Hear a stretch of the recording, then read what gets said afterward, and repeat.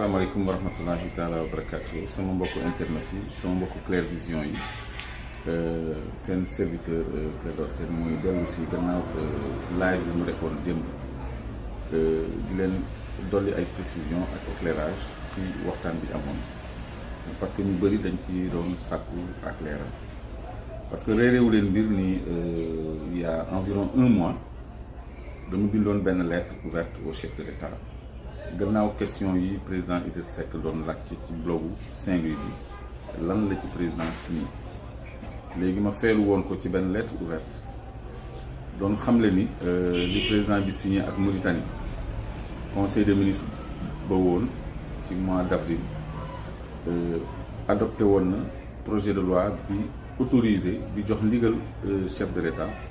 pour mu ratifier accord bi dox diggante Sénégal ak Mauritanie te accord boobu kumpa amatu ci parce que moitié lañ ko séddoo maanaam ku nekk 50%. loolu moo doon ndorteelu lettre ma teg ñi ni li jaroon a laaj te askan bi war ko xam mooy li état bi signé plutôt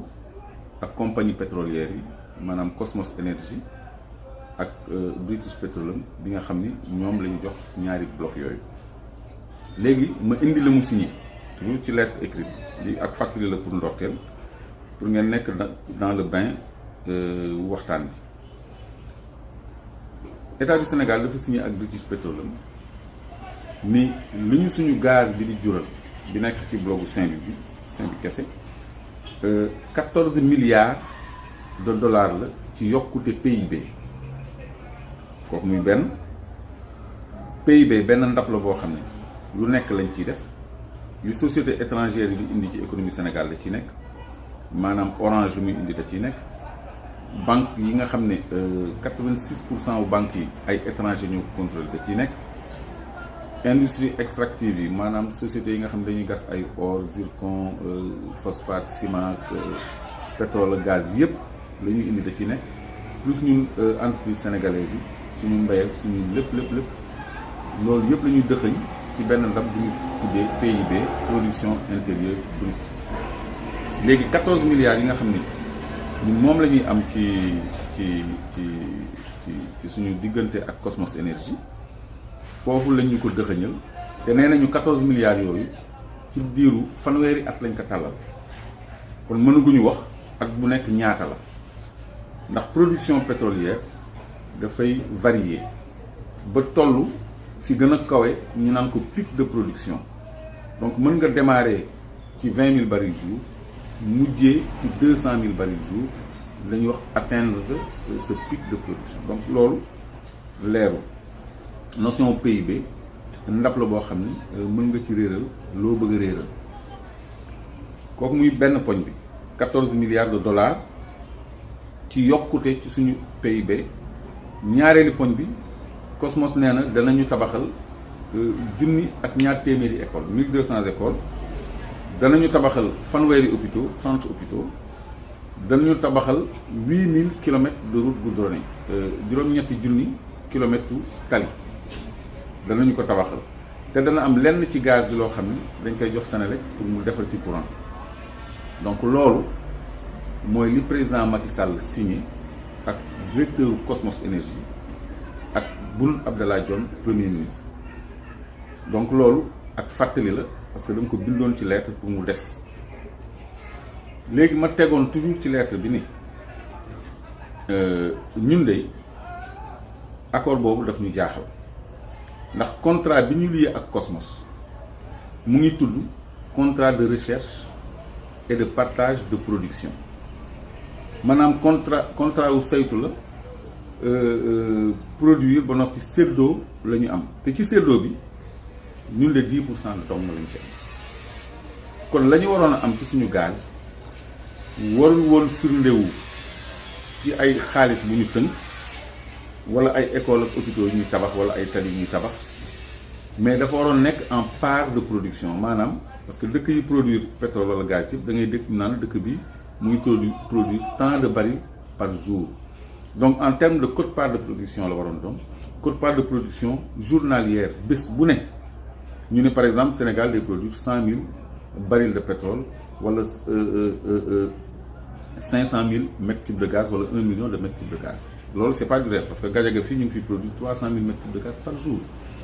Donc loolu lañ ñu waroon a tegal ñun mais ñu tegal ñu loo xam ne d'abord dafa fixe du yëngatu du bouger. Pétrole ak gaz njëg li day yéeg di wàcc day am li ñuy wax fluctuation ba noppi ci dollar lañ koy xayma dollar bi ci boppam day yéeg di wàcc moom tam day am fluctuation. Léegi comment se fait-il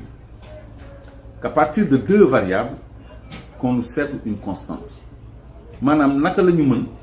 ci ñaari données yoo xam ne benn toogu ci benn place dafay varier ñu tegal ñu loo xam ne lu fixe la maanaam 14 milliards sur 30 ans ak nangam ak sangam ak sangam loolu déjà tamit beneen lëndëm la ñetteel bi ci des mooy Cosmos Énergie ak État du Sénégal séquñu ay chantier partage de production li ñu séq Cosmos Énergie société pétrolière et gazière la du société buy tabax ay tali wala ay école wala ay hôpitaux donc ñun la ñuy am ci suñu ressource ñun dañ ñu ko war a jox ñu dugal ko fi ñu jàpp ni foofu lañ ko soxlaa kon du entreprise bi mooy ñëw naan dañ lay defal lii ak lii ak lii ak lii kon loolu lu ma sàkk woon chef de l'État mu leeral ko la woon léegi li ci des mooy dégg ngeen yàgg ngeen dégg ñu naan gaz bi ñu ngi ko war a produire 2021 exploitation mu ngi war a commencer 2021 ñu ne sax 2022 loolu la ñu jàppoon ndaxte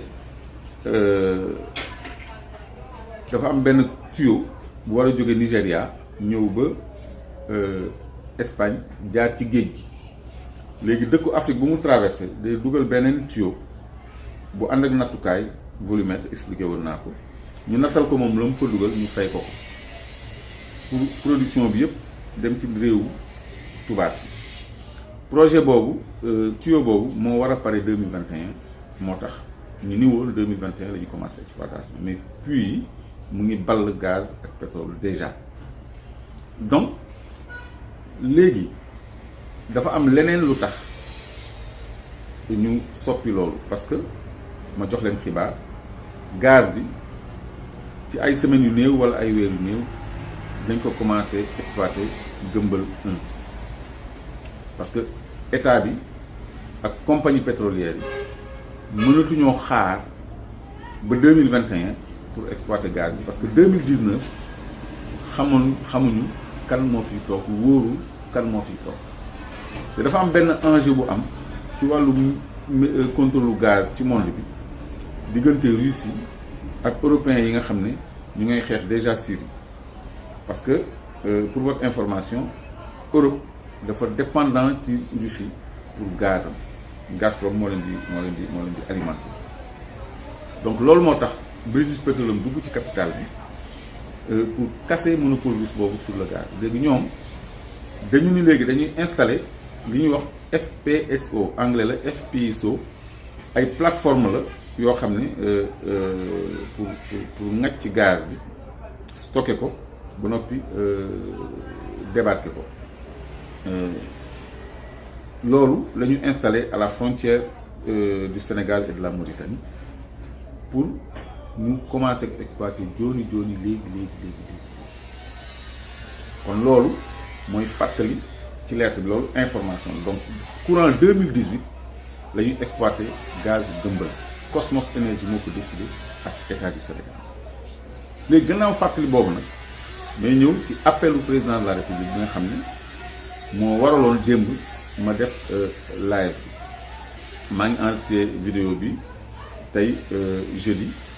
le 10 mai donc président dafa woote pour ñu waxtaan ci mbirum pétrole bi ak mbirum gaz bi ba teg ci sax ni ñu seet tamit anam yi ñu mën a def ba réviser waat contrat yi ma leen di xamal ni leen loolu du lu yenu maanaa lu tax parce que gouvernement bi depuis 2016 la sant waa COS Petrogaz ñu tënkal ko ci projet de loi anam ba ñuy séddalee li tukkee ci pétrole bi ak gaz bi Sénégal pour mu dugal ko assemblée ñu votel ko 2 décembre 2016 loolu liggéey bu pare la ba pare mais mënutoon a nekk ci circuit bi tant que Sénégal ak Mauritanie jubóowuñu woon te ñu séqee réserve yooyu léegi jubóo nañ ci donc adopté nañu projet de loi pour moom mu ratifier accord boobu 50% léegi ñun liñ ci am changé wul mooy 10% bi loolu jotewul dara ak li ñu séddoo ak Mauritanie léegi clé de répartition boobu mu définir ci projet de loi boobu nii la tëddee ma jox leen ko en exclusivité dafa ne lay tukkee ci gaz bi ak pétrole bi ci Sénégal yépp benn buñ ko naree ñetti nar benn nar bi duñ ko dugal ci budget moom président Macky Sall moo sakku loolu ñu tënkal ko ci projet de loi dañ koy dugal ci benn fonds boo xam ni moom mooy ñoom nommé ña fay nekk fonds boobu dañu changer conseil d'administration fonds bi pour dugal ci ay représentants wu HCCT bu Tanor Dieng dégg ngeen keroog muy wax ci mbirum pétrole kenn mosu ko cee dégg parce que dañ ko cee dugal conseil social et environnemental bu Aminata Tall moom tamit dugal nañ leen ci conseil d'administration bi ak gouvernance su fonds boobu ak assemblée nationale donc en plus de waa nguur gi donc ñoom seeni nit ñoo séq suñu réserve yooyu léegi la muy jur ci alal ñoom dañuy jël wàll boobu ber ko ci benn fonds boo xam ne ñoom ñoo koy yoral seen bopp nee nañu yéey pour dencal ko génération yi di ñëw donc loolu lu lëndëm la tam yokk ci lëndëm yi ma jota lim parce que ñun duñu pays développé ñun amuñu réserve xaalis boo xam ne dañ koy denc pour ajak-jak parce que baykat yi ñu ngi nii mënuñu jënd seen gerte président moo ni woon bu ñu yàkkamti nañ téye seen gerte naka rek la Erdogan ñëw président Turquie mu ñëw ni ko doo ma jëndal sama gerte bi mu ne ko amul problème dem na bàyyi ko ci biir amul solution foofu enseignants yi gis ngeen pour ñu fay leen seen ay avantages yi nga xam ne accord yu ñu signé woon la ba pare ñoom nee nañ amuñu xaalis ba année bi di waaju yàqu ñu doog a reculer étudiants yi pour ñu fay leen dañuy grève fajkat yi pour ñu fay leen dañuy grève ñun mu ñu régler benn problème suñu bopp ba noppi ñu war a am xaalis bu ñuy denc pour les générations à venir te ñoom fonds boobu fonds 6 la en fait ma jox leen ko fonds 6 fonds souverain d'investissement stratégique dafa am pour leble pour financer ay projets bu ko neexee mu jaay ay actifs bu ko neexee mu hypothéquer suñu moomeel ñun actifs yi ñu am ci compagnie pétrolière yi fonds 6 boobu am na latitude ak liberté hypothéquer tey la am na liberté financer ay projets am na liberté lebal ay nit te président Macky Sall nee na man maa leen koy jot li firnde yi dina ñëw ci conférence de presse bi may ñëw joxe président Macky Sall nee na gouvernement bi mën na di ci leb xaalis ci fonds boobu moo ko wax naa leen ko jottali nee na yeneen nit sax mën nañ leen ci lebal ci ay conditions yu gën a oyof waaye léegi loolu ñu teg ko fan donc loolu lay dénoncer donc moom loolu lay doyee opposition bi parce que waxuma sax ci yeneen ñaari nar yi des yeneen ñaari nar yi des benn bi dañu ni dañ koy dépenser encore ñoom maanaam day dugg ci budget d'investissement de fonctionnement seeni salaire seeni oto seeni mission seeni yooyu la ci lay dooleeku nar bu mujj bi rek mooy dem ci investissement donc benn nar bi dañ koy dépenser beneen bi nee nañu dañ koy ber ci seen kees googu léegi ba ca des moom la ñuy liggéeyee waaw loolu ñu teg ko fan léegi ñu bëgg assemblée nationale voté loolu ñu bëgg ci caution parti politique yi pour ni ñoom woote nañu waxtaan kon décidé wuñ ñoom kenn décision dëkk bi la Sénégal ñoo d'accord loolu donc assemblée nationale ak seen majorité bi ñu am nar a voté loi boobu mu jàll loolu bi mu ko paree dafay yàgg dinaa leen indil firnde ni bi mu ko paree depuis 2016 la ci conférence de presse bi ñuy dëgmal bi Claire Vision Gindi Askan bi di dëgmal dinaa leen indil firnde ci terme de accord yi ma wax ci 14 milliards yeeg tali yeeg hôpitaux yi ñu signé Cosmos dinaa leen indil preuve ci loolu yëpp ak contrat yi ak concession yi ak lépp li nga xam ne ñoom xaatim nañ ko ak compagnie pétrolière donc loolu mooy motiver woote président de la République pour que opposition bi ñuy cité parce que moom moo fi ñëwoon ci ay affaire pétrole faalewu ci kenn bu ñu demee bu ñu neexee ñu porter plainte ba xaw ma fan planète Mars xaw ma waaw léegi mu jékki-jékki di woote donc am na lu ci lalu ala kuli alim moom li mu bëgg da koy def dina am toujours ay politiciens yoo xam ne dinañu dinañ ko ñëwal pour cautionner ko pour mu mën sur le plan international justifier ni waa Sénégal ñoo ci d'accord